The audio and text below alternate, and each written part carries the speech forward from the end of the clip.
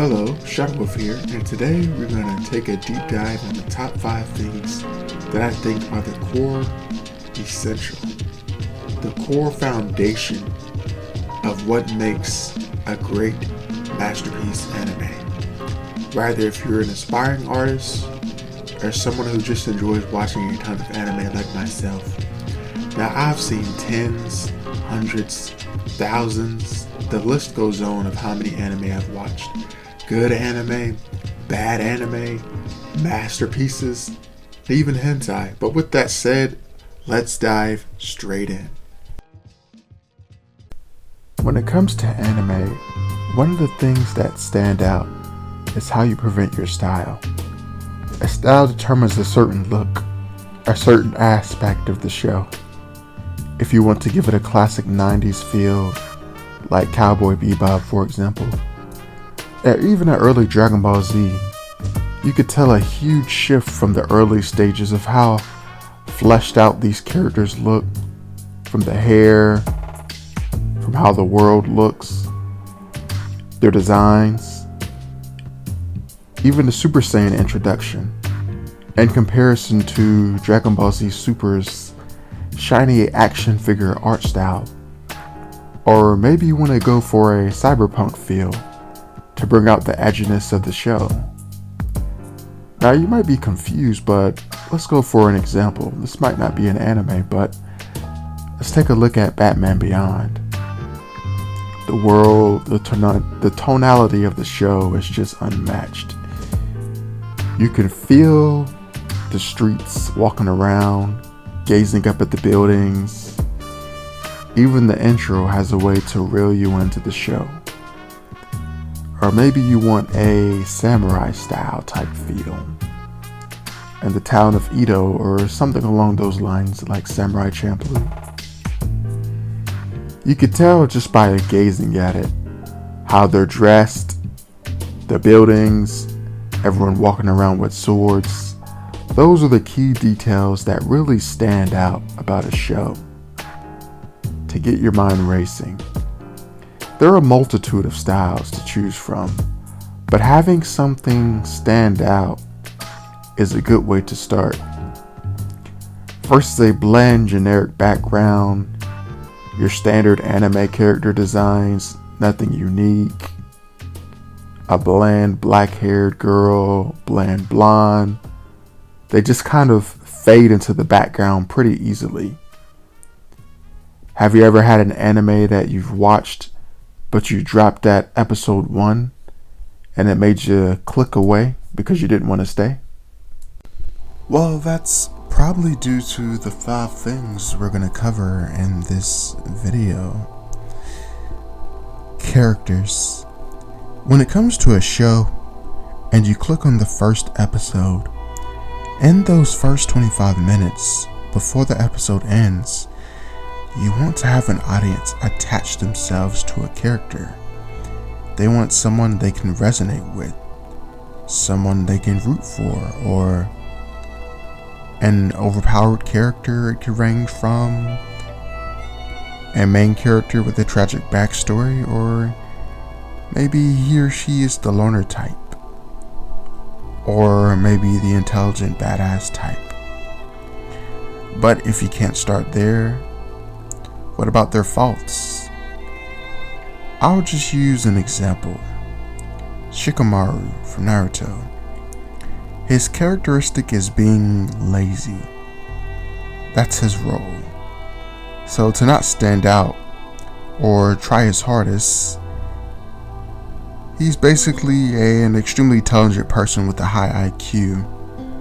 But it kind of evens out in a way because, let's say for example, The class could be taking a test, and he could intentionally score in the top 5 or intentionally put himself in the lowest bracket. It's those small things that the audience tends to notice. Or his fight with Tamari in the tuning exams. He had 100 ways to end the fight, but he ran out of chakra and deliberately decided to just throw the fight. I mean, sure, he could have continued and pulled a "I'm never gonna give up no matter what," but that's simply not his role in the story. When you think of characters, you think about how do they move the story, or how do they affect the people around them. Do you want them to be hated? Do you want them to be misunderstood? Or what about how do they dress? When you look at the Bleach captains and Bleach, you can tell that each of them have a unique aura about them. You could walk down the streets and you could just notice them. The characters don't just fade into the background because there's so much life to them. And that's basically how your characters should be. Story. Now, story and characters go hand in hand. If you don't have people that can attach to your characters, no one's going to care about the story.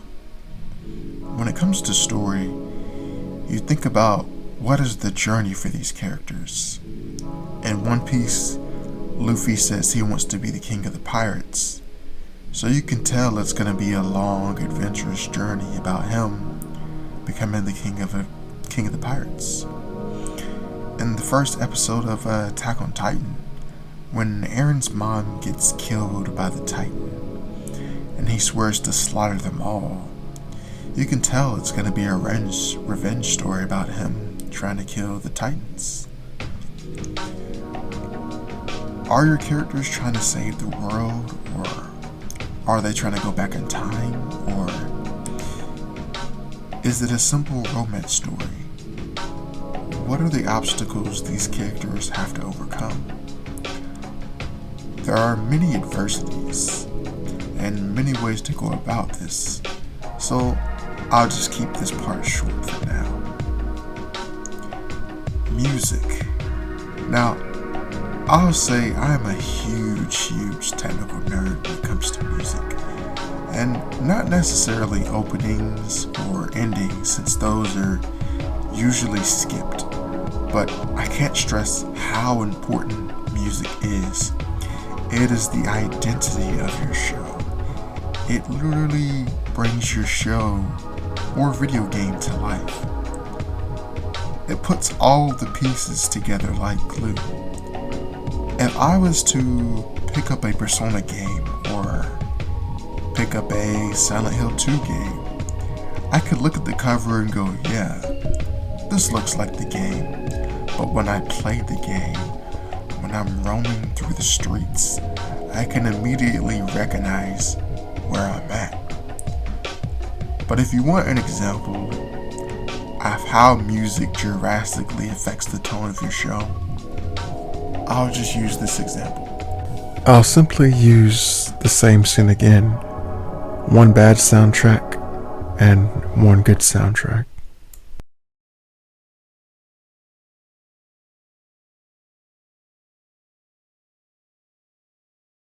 Don't worry about a thing. We'll reach out エリちゃん to you. 助けろ緑谷いずく Far away. 絶対にエリちゃん Let it あの時話してしまったって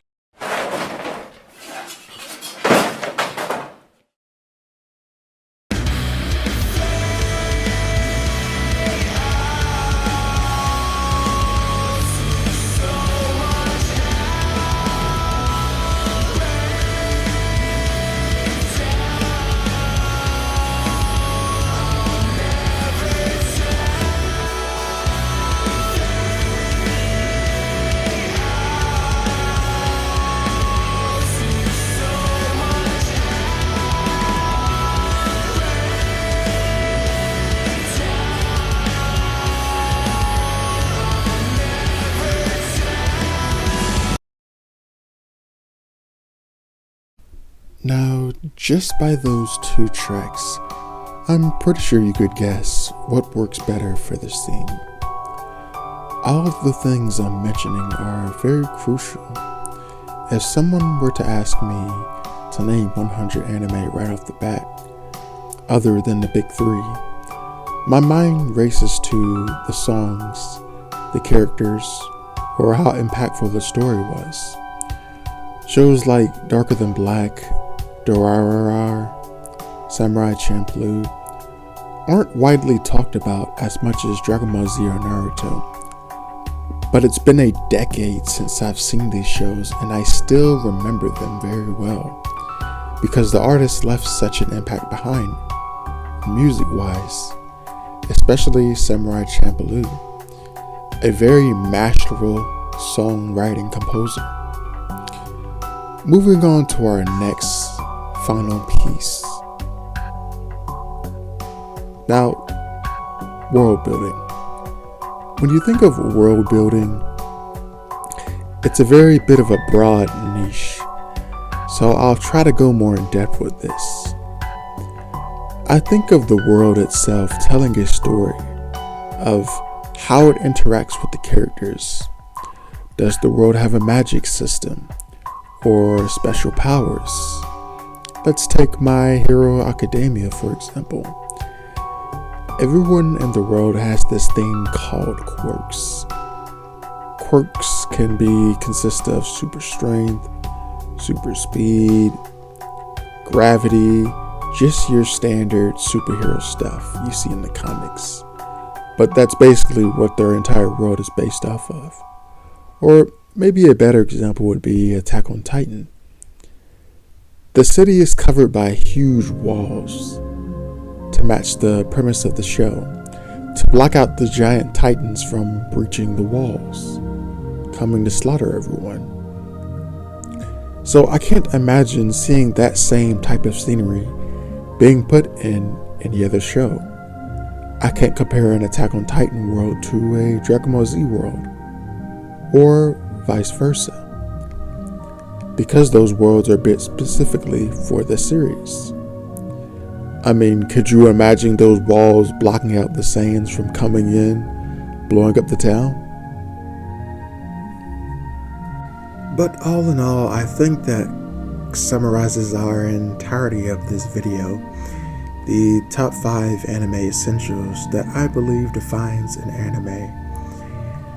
Ironically, the same logic here could be applied to video games, technically speaking.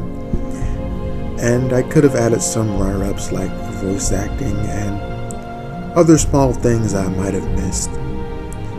But this is simply my perspective, so it's technically subjective.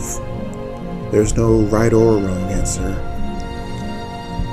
I hope this video was helpful, and with that said, I am Shadow Wolf, and I am signing out.